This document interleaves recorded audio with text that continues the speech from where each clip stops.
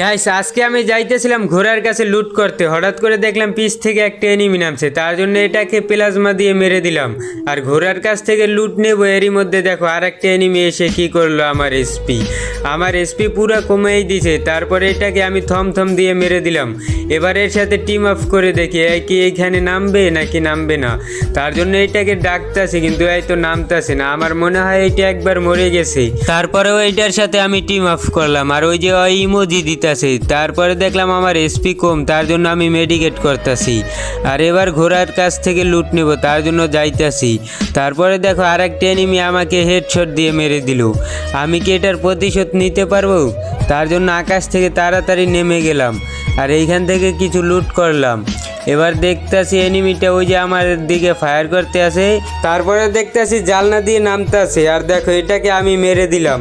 এবার তো এটাকে একটু ইমোট দিতে হয়, তার জন্য আমি হাতের তালির ইমোট দিতেছি।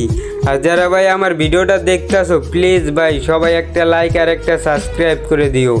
আমার স্বপ্ন একদিন আমার ইউটিউব চ্যানেলে 100K সাবস্ক্রাইবার হবে। প্লিজ ভাই সবাই আমার ইউটিউব চ্যানেলটা সাবস্ক্রাইব করে দিও।